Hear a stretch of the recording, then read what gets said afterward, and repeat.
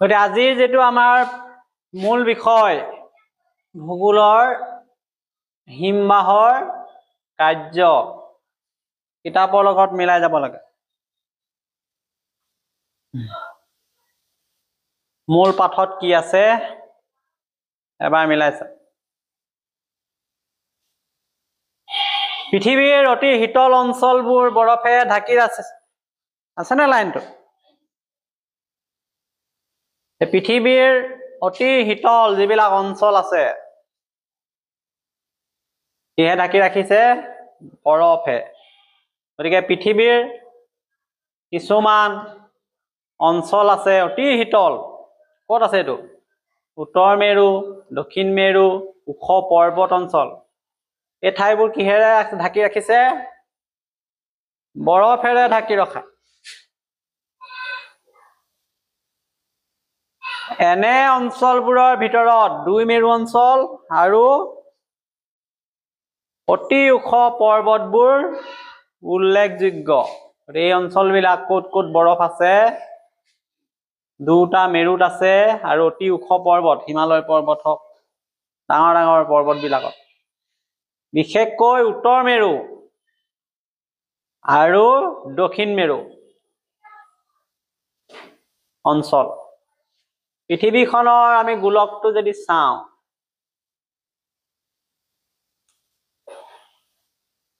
আহিছে কি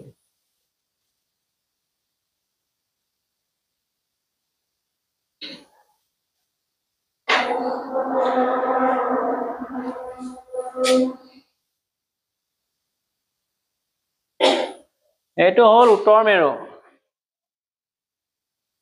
এটো দক্ষিণ মেৰু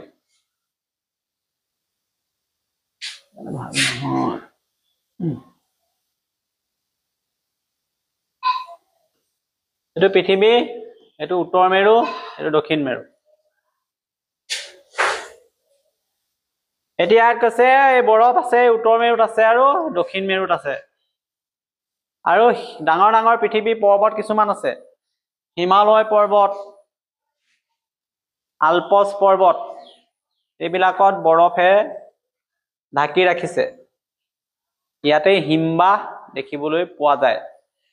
এইবোৰত বৃহৎ পৰিমাণৰ বৰফ তৰপে তলত জমা হৈ আছে গতিকে আহিব হিমবাহ ক'ত পোৱা যায় এইটো পৃথিৱী হ'ল এইটো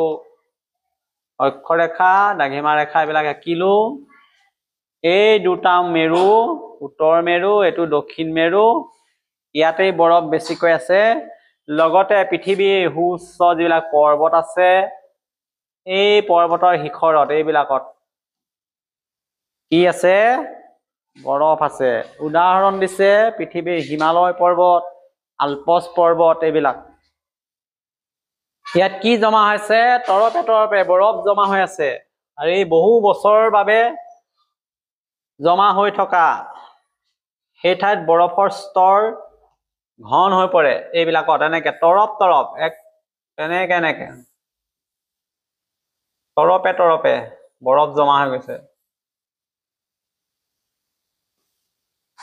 এটা লেয়াৰ যদি গলি যায় আকৌ লেয়াৰটো থাকিব শেষ হৈ নাযায় আকৌ এনেকে তৰপে বৰফ জমা হৈ গৈছে সাধাৰণতে এনেদৰে জমা হৈ থকা বৰফবোৰ ভূপৃষ্ঠৰ ঢাল অনুসৰি লেহেম গতিৰে নামি আহে দেখোন এইটো যেনিবা পাহাৰ উচ্চ হিমালয় ইয়াত তৰপে কি আছে কলো বৰফ আছে ঠিক আছে যেতিয়া খুব গৰম হ'ব সূৰ্য চান ইয়াত পৰিব পোহৰ ৰ'দ পৰিব যেটো বৰফ আমি দেখিছো গলি যায় না নাই যেতিয়া গলি যাব এই বৰফ বিলাক ভূপৃষ্ঠৰ ঢাল এই তললৈ এনেকে এইটো ঢাল নামি আহিব লেহেম গতিৰে আহিব লাহে লাহে আহিব এনে তীব্ৰ গতিত নাহে এটুকে কৈছে যদি এইভাবে জমা হোৱা বৰফবোৰ কেতিয়াবা ঢালৰ দিশে অলপ অলপকৈ ধীৰে ধীৰে নামি আহে অৰ্থাৎ ভূপৃষ্ঠৰ ঢাল থাকে এনেকে তললৈ এনেকে নামি আহিব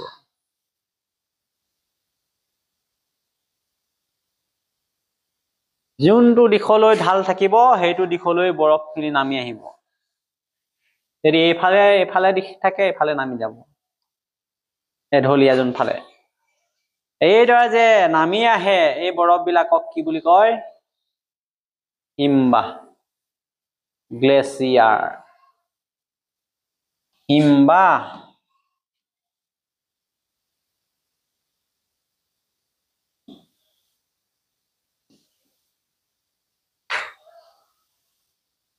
এই যান্ত্ৰিকভাৱে নামি অহা বৰফকেই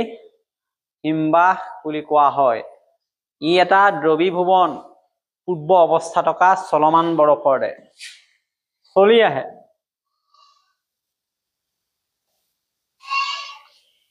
হিমবাহবোৰ সদায় উপত্যকালৈ নামি আহিব ওখ পৰ্বতৰ পৰা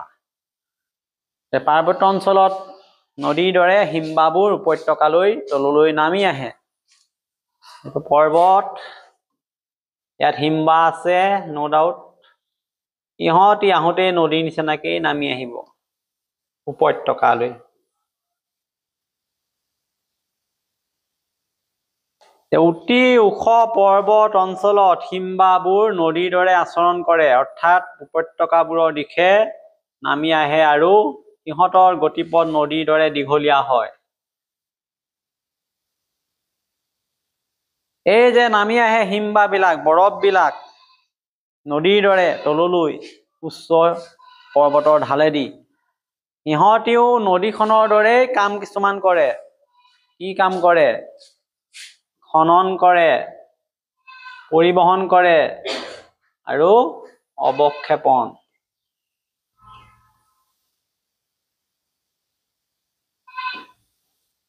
হিমবাহৰ কাম তেতিয়া এটা হল খনন পৰিবহন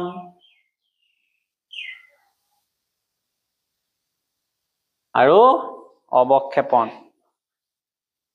শুনি পাইছানে নাই হিমবাহৰ কেইটা কাম তেতিয়াহলে তিনিটা ইয়াত যিয়ে নহওক হিমবাহ হওক বতাহ হওক নদী হওক কাম তিনিটা কি বুলি ক'লে সেই তিনিটাই হ'ব খনন পৰিবহন অৱক্ষেপন একেটাই উত্তৰ কিন্তু কেনেকে খহি আহে বা কেনেকে খান্দে সেইটো বেলেগ বেলেগ হবাই কাম একেই আৰু ভূপৃষ্ঠৰ পৰিৱৰ্তন সাধন কৰে গতিকে নদীৰ দৰে হিমবাহেও ভূভাগৰ আকৃতি পলটাব পাৰে নহয়তো হলাব পাৰে এই ভূপৃষ্ঠ খনন কাটিব পাৰে খান্দিব পাৰে তাৰ পিছত বগৰাই লৈ আহিব পাৰে ট্ৰেন্সপৰ্ট কৰিব পাৰে আৰু ক'ৰবাত আনি জমা কৰিব পাৰে ডিপজিট এনেকৈ চলি গৈ থাকে এতিয়া এই হিমবাহ বিলাকৰ ভাগ আছে হিমবাহৰ প্ৰকাৰ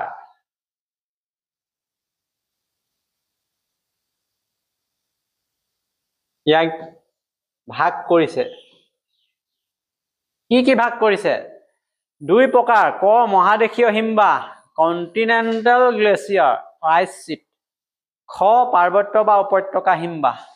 গতিকে হিমবাহৰ দুটা ভাগ এটা ভাগ পালো মহাদেশীয় হিমবাহ হয়নে আৰু এটা পালো পাৰ্বত্য বা উপত্যকীয় হিমবাহ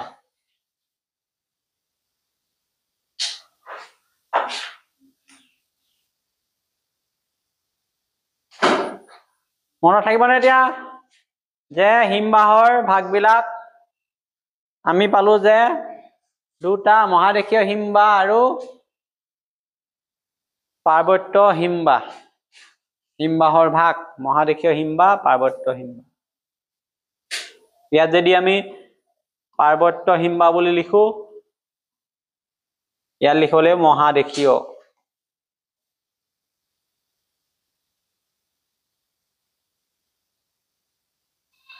গতিকে হিমবাহ মূলতঃ দুটা ভাগত ভাগ কৰা হৈছে মহাদেশীয় হিমবাহ সম্পূৰ্ণ মহাদেশ ঢাকি ৰাখিব যেনে এণ্টাৰ্কটিকা মহাদেশখন ঢাকি ৰাখিছে উত্তৰ মেৰু দক্ষিণ মেৰু উপত্যকা হিমবাহ পৰ্বতৰ মাজেৰে যেতিয়া নদীৰ দৰে বৈ আহে ভৈয়ামলৈ উপত্যকাত এইবিলাক উপত্যকা হিমবাহ মহাদেশীয় হিমবাহবিলাক ক'ত পোৱা যায় দিছে মহাদেশীয় হিমবাহবোৰ দুই মেৰু অঞ্চলত আছে বৃহৎ এলেকাতে বিস্তৃত হৈ আছে এই ধৰণৰ হিমবাহ দুটা মেৰু দুটা আছে আমাৰ উত্তৰ মেৰু দক্ষিণ মেৰু বিশেষকৈ দক্ষিণ মেৰু এণ্টাৰ্কটিক আৰু উত্তৰ মেৰু গ্ৰীণলেণ্ড অঞ্চলত আছে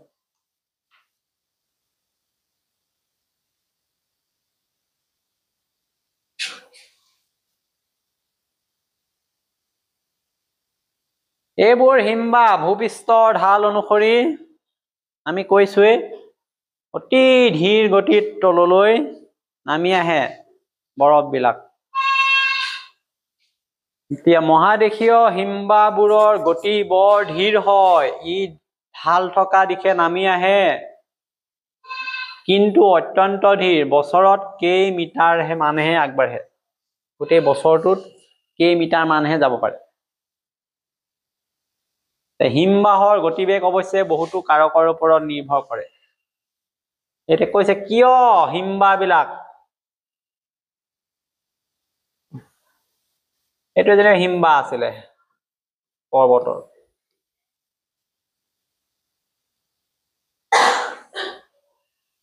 লাহে লাহে কিয় আহে একেবাৰে নামি কেলে নাহে এক কাৰণ আছে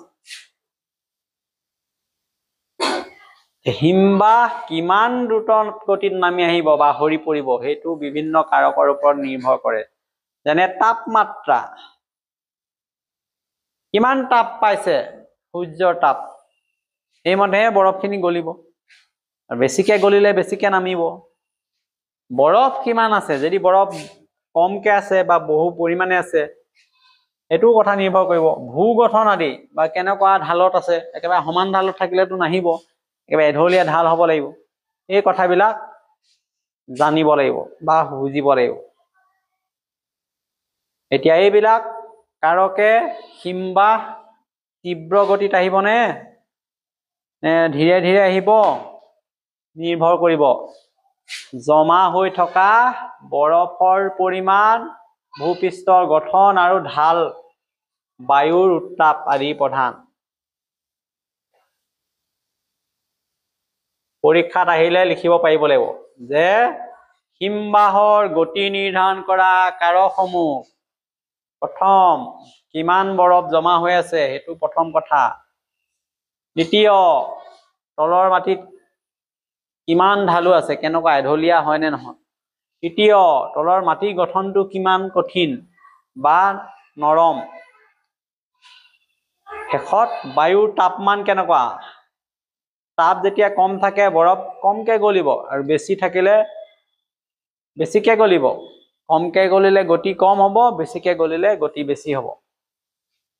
এতিয়া বেছিভাগ হিমবাহৰ গতিবেগ দিনটোৰে ভিতৰত 1 মিটাৰৰ পৰা কম বেছিভাগ হিমবাহৰ গতিবেগ 1 মিটাৰতকৈ কম ক'ত আছিলা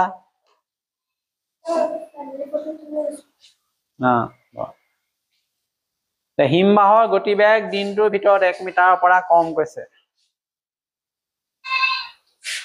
সাধাৰণতে হিমবাহবোৰ অতি ধীৰে ধীৰে আহে দিনটোত 1 মিটাৰৰো কমকে আহে বহু সময়ত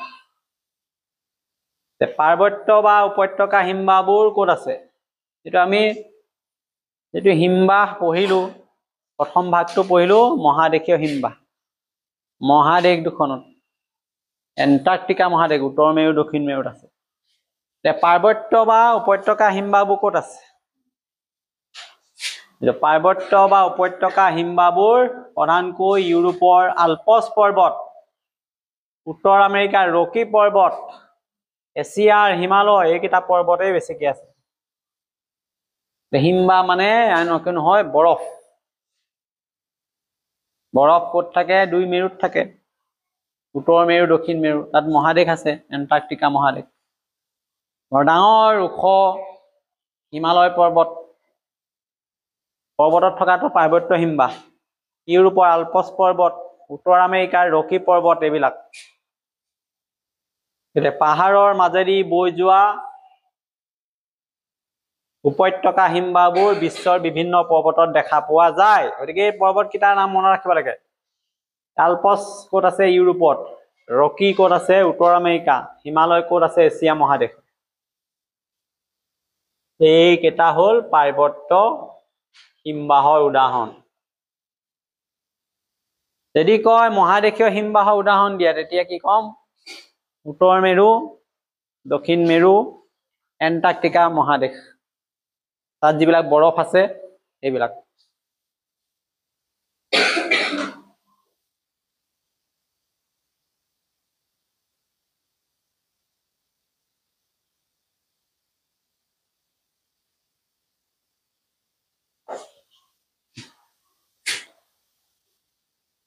এতিয়া আহিলে বাকি উপত্যকা হিমবাহ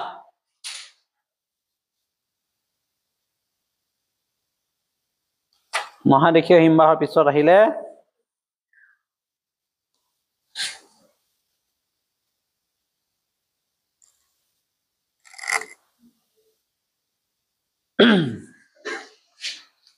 গতিকে যিবিলাক পাৰ্বত্য হিমবাহৰ কথা কৈ আছো ক'ত থাকে এইবিলাক এইবিধ হিমবাহ সাধাৰণতে দুখাৰী পৰ্বতৰ মাজেৰে নদীৰ দৰে বৈ উপত্যকালৈ নামি আহে দুখাৰী পৰ্বত এইটো যদি এটা পৰ্বত হয় এইটো এটা পৰ্বত হ'ব কথা পাতি নাথাকে ইয়াৰ মাজত যিটো অংশ থাকিব এইটো ইয়াত হিমবাহ বৰফ বিলাক থাকিব এতিয়া সূৰ্যৰ তাপ উষ্ণতা বিভিন্ন কাৰণত বৰফ বিলাক গলিব গলি পেলাই নামি আহিব এইবিলাকে হিমবাহ হৈ যায় এই ঢাল অনুসৰি যিবিলাক পাহাৰ পৰ্বত আছে তাৰ ফাকে মাজত এনেকৈ আহি আহি নদীৰ নিচিনা তললৈ নামি নামি আহি থাকিব এইটো হৈছে পাৰ্বত্য হিমবাহ এটোকে কৈছে এই হিমবাহ সাধাৰণতে দুখাৰী পৰ্বতৰ মাজেৰে নদীৰ দৰে বৈ উপত্যকালৈ নামি আহে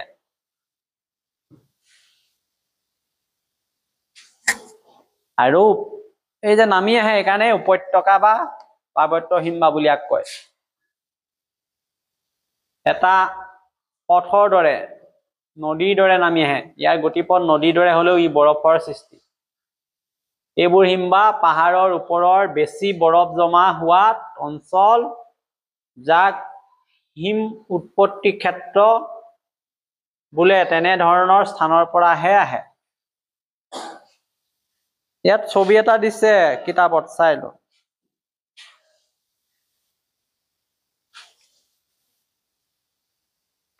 এইবিলাক হিমবাহৰ ছবি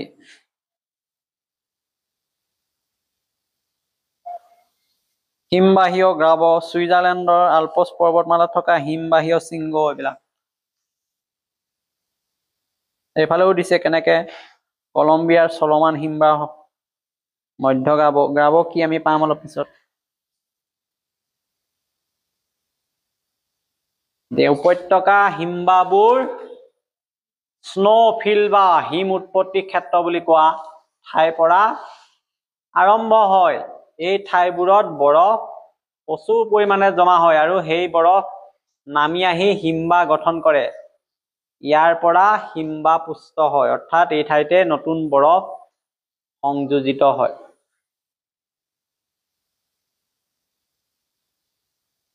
হিমবাহ বিলাক আহি থাকে বিভিন্ন এঢলীয়া ঠাইৰ পৰা আহি আহি লগ হবে কোনোবা এটা অংশত য'ত ঠেক হৈ যাব জায়গাটো দুটা পাহাৰৰ মাজত পৰ্বতৰ মাজত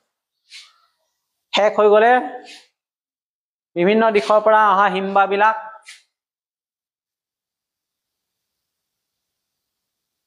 ইয়াৰ পৰা হেৰি নামি আহিলে এঢলীয়া ঠাই এইফালে আহিলে এইডোখৰ ঠেক হৈ গল ইয়াতে হিমবাহখিনি দুইফালৰ পৰা লগ হৈ গল এই নামি অহা বৰফৰ ভাৰ যেতিয়া দুইফালৰ পৰা আহিব চাপ পৰিব তেতিয়াহলে হিম উৎপত্তি ক্ষেত্ৰৰ বৰফৰ এক অংশ তললৈ ঠেল খাই পৰে আৰু হিমবাহ গঠিত হয় বেছি চাপ হলে আকৌ তললৈ নামি যাব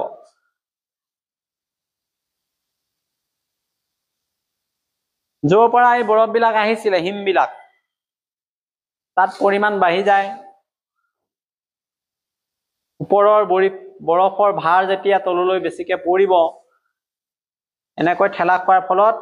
এই বৰফবোৰ ধীৰে ধীৰে তললৈ নামি আহে হিমবাহ হিচাপে পৰিণত হয় হিমবাহৰ গতিতকৈ কম গতিত চলা হিম উৎপত্তি ক্ষেত্ৰৰ বৰফত হিমবাহ গঠনৰ প্ৰক্ৰিয়াটো চলিয়ে থাকে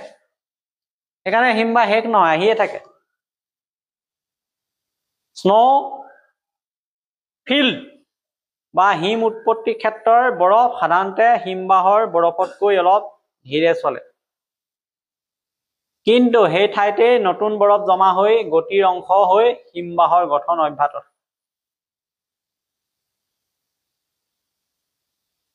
য'ৰ পৰা হিমবাহ সৃষ্টি হয় সেইটোক কয় হিম উৎপত্তি ক্ষেত্ৰ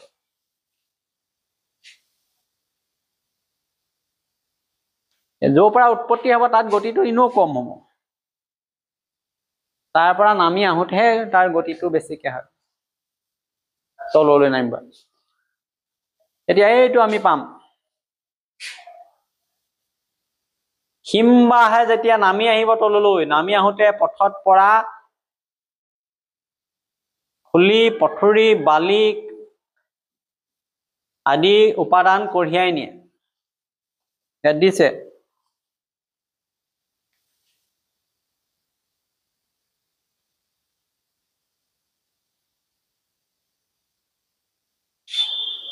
বৰফ খণ্ডৰ লগতে সৰু বৰ শিল বালি জৈৱিক পদাৰ্থ আদি কঢ়িয়াই আনে হিমবাহে কঢ়িয়াই অনা এই পদাৰ্থবোৰে গতিপথত সজোৰে খনন কাৰ্য চলায় হিমবাহৰ গতিপথ দীঘলীয়া হয় যেতিয়া পাহাৰৰ পৰা পৰ্বতৰ পৰা এটা হিমবাহ নামি আহিব তললৈ উপত্যকালৈ আহি যেতিয়া ঠেক অংশত দুই পাৰ দিশৰ পৰা অহা হিমবাহবিলাক একত্ৰিত হ'ব পুনৰ আকৌ নতুন হিমবাহ গঠন হয় তেতিয়া কি হয় চাপ পৰে এই অঞ্চলটোত আৰু ইয়াৰ ফলত হিমবাহে কি কৰে লগত শিল বালি সৰু বৰ জৈৱিক পদাৰ্থ এইবিলাক কঢ়িয়াই আনিব কঢ়িয়াই আনোতে পদাৰ্থবোৰে গতিপথটোত খান্দে খনন কাৰ্য চলাব হিমবাহৰ গতিপথ সদায় দীঘলীয়া পথালি আকৃতিৰ হোৱা দেখা যায় ইয়াক কয় ইউ আকৃতি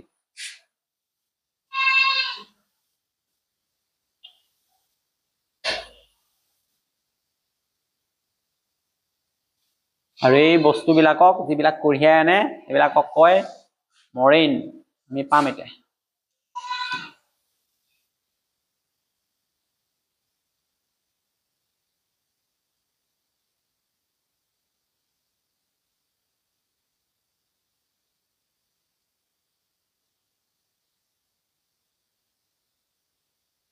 এইটো আহিব যে হিমবাহৰ গতিপথ দীঘলীয়া আৰু কি আখৰৰ দৰে হয় কি আখৰৰ দৰে হয় ইউ আখৰৰ দৰে হৈছে হিমবাহবিলাকে আহোঁতে যিবিলাক পদাৰ্থ বস্তু লগত লৈ আহে যাৰ ফলত ঘৰখনৰ সৃষ্টি হয় গতিপথ গভীৰ থিয় ধৰণৰ হৈ যায় আৰু কোনো পৰ্বতৰ গাৰে যেতিয়া হিমবাহবিলাক নামি আহে এতিয়া সকলো ফালৰ পৰা চলা খননৰ ফলত পৰ্বতৰ শীৰ্ষ অংশ চোকা জোঙৰ দৰে হয় এইবোৰক হিমবাহে সৃষ্টি কৰা শৃংগ বোলা হয় এনেকুৱা আছিলে পৰ্বত এটা যেতিয়া হিমবাহবিলাক খহি আহিব খহি আহোঁতে এনেকে আহি আছে এই অঞ্চলটো ক্ষয় গৈছে জোঙা হৈ যাব এফালেও আহি গ'ল এফালেও আহি গ'ল কাৰণ হিমবাহে যে অকল হিমবাহ বা বৰফখিনি আহিব নহয় ইয়াৰ লগত থকা শিল বালি এইবিলাকো খহাই আনি থাকিব গতিকে এটা এই পৰ্বতটো থিয় এনেকুৱা ওখ হৈ যাব শৃংগ আকৃতি হয় সেইটোক কৈছে হিমবাহে সৃষ্টি কৰা শৃংগ আৰু এনে শৃংগ ক'ত আছে ইয়াত দিছে কিতাপত আলপছ আৰু হিমালয় পৰ্বতত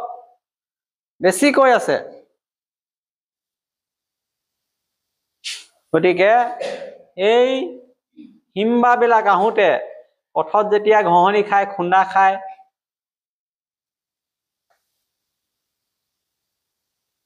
তেতিয়া এই পাহাৰটোৰ ঘঁহনি খোৱাৰ পিছত জোঙা শৃংগৰ দৰে হৈ যায়। আৰু হিমবাহে বৰফৰ উপৰি লগত অন্যান্য বহুত পদাৰ্থ কঢ়িয়াই আনে, সেইবিলাকক কয় গ্ৰাব। আমি গ্ৰাব কি জানিব লাগিব, সেইটো এটা দীঘল প্ৰশ্ন আহে। হিমবাহৰ গতিটো আমি দেখাই আছো যে হিমবাহে যি পথৰে তললৈ নামি আহে, তাত ঘঁহনি খালে, খুন্দা খালে, সেই পথটোক সহায় দিলে, মাটি শিলৰ ওপৰে খান্দি আনিলে, আৰু সেই ঠাইৰ উচ্চতা হ্ৰাস পাই গ'ল। ইয়াক খনন কাৰ্য বোলে, হিমবাহৰ খনন কাৰ্য। উদাহৰণ দিলে ইউ আকৃতি উপত্যকা, শৃংগবিলাক, তাৰ হিমবাহী হ্ৰদ প্ৰভৃতি ভূ আকৃতি হিমবাহৰ খনন কাৰ্যৰ ফল। এইটো আহিব, হিমবাহৰ খননৰ ফলত কি ভূ আকৃতি গঠন হয়। এতিয়া পালো এইটো ইউ আকৃতি উপত্যকা, ভি আকৃতিৰ বিপৰীতে হিমবাহে ইউ আকৃতি উপত্যকা গঠন কৰে। হাঙৰ দাঁতৰ দৰে শৃংগ, হৰ্ণ,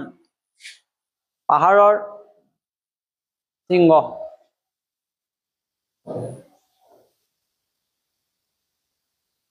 এইডোখৰলৈকে আমি এইটো পঢ়িলো। ইয়াৰ পিছৰ অংশ আমি ছেপাৰেটকে বেলেগকে পঢ়িব লাগিব, যিটো আমাৰ গ্ৰাব আছে।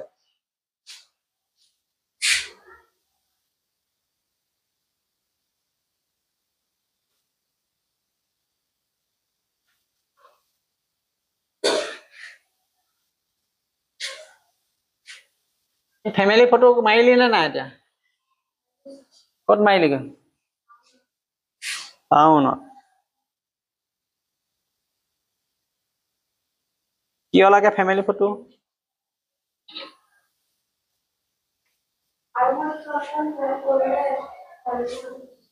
আৰোহণ। আৰোহণ কি বস্তু গম পাইছ তই? কোন আছে মেণ্টৰ? কোন মেম?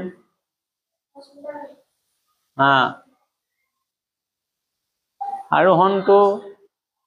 স্কিম হয় এটা। স্কিনৰ বিভিন্ন লাভ আছে, উপায় আছে।